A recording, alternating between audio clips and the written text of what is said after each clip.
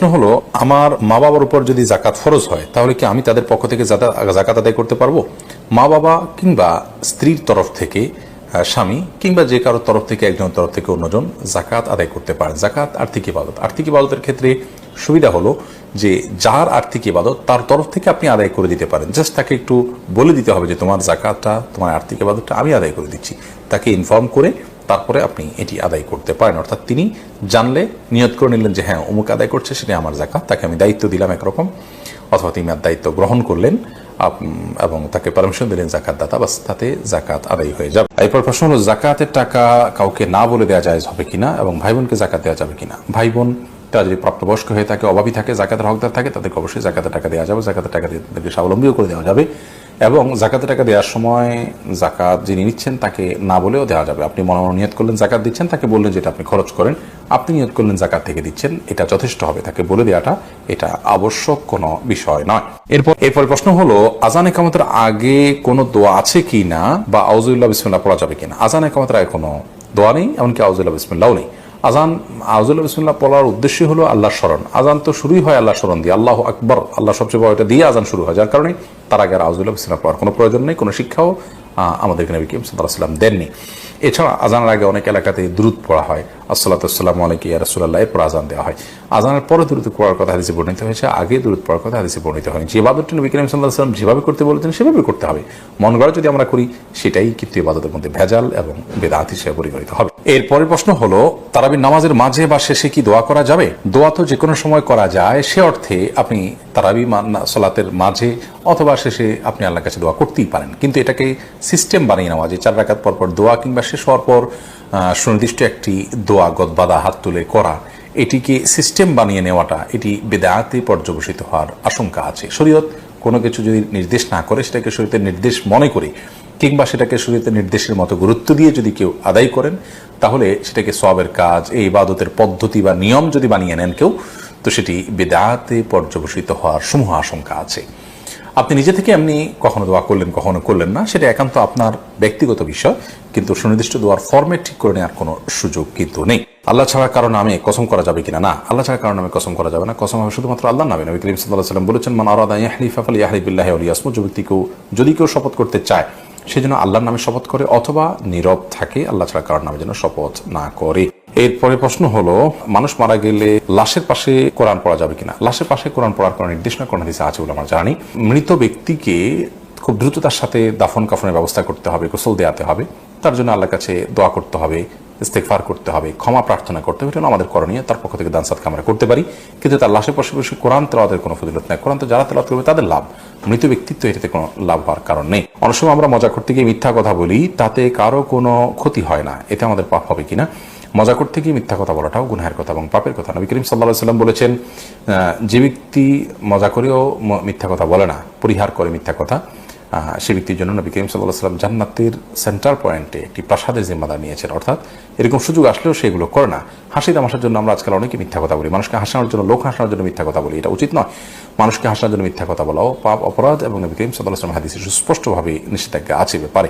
বর্তমান সময় মহিলারা বাড়ি বাড়ি গিয়ে মাহফিল করে এবং মহিলা বৈঠক করে, ইসলামের ব্যাপারে কি বলে?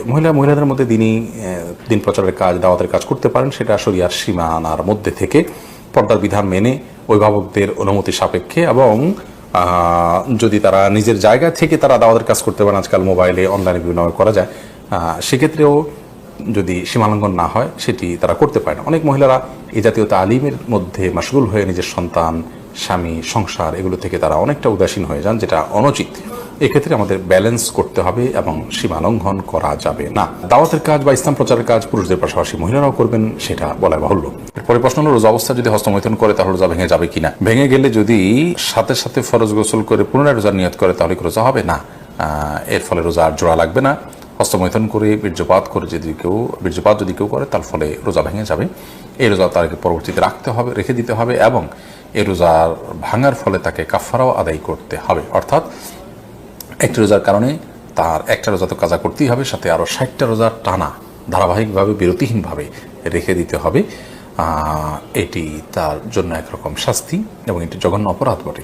যার কারণে আল্লাহ মাফ করুক, এ ধরনের অপরাধ থেকে আল্লাহ তাআলা হেফাজত করুন, এবং এই ধরনের অপরাধ থেকে আমাদেরকে বেঁচে থাকার মতো ইমানের শক্তি তাকওয়া আল্লাহ তাআলা আমাদেরকে দান করুন। পাকা চুল বা দাড়ি তুলে না ফেলে বেছে বেছে কেটে ফেলা যাবে কিনা, যেহেতু তুলে ফেললে গুনাহ হয় তাই কেটে ফেলা যাবে কিনা? কেটে ফেলা তাও এক ধরনের তুলে ফেলার মতোই, যদিও আক্ষরিক অর্থে হাদিসের খেলাফ হবে না কেটে ফেললে, তারপরেও হাদিসে যেটি বলা হয়েছে সেটি দ্বারায় অপসারণ করা বা এটাকে লুকানোর যে চেষ্টা করা, সেটার বিরুদ্ধে নবী সাল্লাল্লাহু আলাইহি ওয়াসাল্লাম আমাদেরকে সেটা না করতে বলেছেন। এমনটিও হতে পারে সে অর্থে আমরা যদি কেটে ফেলি সেটিও তার সেই নির্দেশ লঙ্ঘন হবে সেক্ষেত্রে, এই জন্য এটা অ্যাভয়েড করা উচিত।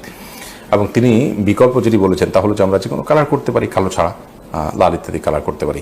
একা একা নামাজ পড়ার ক্ষেত্রে সূরা কোরআন তেলাওয়াতের সময় ঠোঁট না নাড়িয়ে মনে মনে তেলাওয়াত করা যায় আছে কিনা? একা একা যখন আমরা সালাত আদায় করবো তখন সূরা কেরাত ইত্যাদি এগুলো আমাদেরকে ঠোঁট নাড়িয়ে তেলাওয়াত করতে হবে। মনে মনে তেলাওয়াত করলে সেটা তেলাওয়াত হিসাবে গণ্য হবে না, কোরআন পাঠ হিসাবে গণ্য হবে না। পাঠের জন্য অবশ্যই আমাদের ঠোঁট, জিহ্বা ইত্যাদি নড়তে হবে। পরের প্রশ্ন হলো, বিকাশ বা মোবাইল ব্যাংকিং এর মাধ্যমে যদি যাকাতের টাকা পাঠানো হয় তাহলে তা চার্জ কাকে বহন করতে হবে, যাকাত দাতাকে না যাকাত গ্রহীতাকে? গুরুত্বপূর্ণ প্রশ্ন। মোবাইল ব্যাংকিং এর মাধ্যমে অথবা যে কোনো উপায়ে যদি আপনি যাকাত অভাবী মানুষের কাছে পাঠান তাহলে যাকাত দাতা হিসাবে এটার খরচ আপনাকে বহন করতে হবে, যাকাত গ্রহীতাকে এর খরচ বহন করতে হবে না।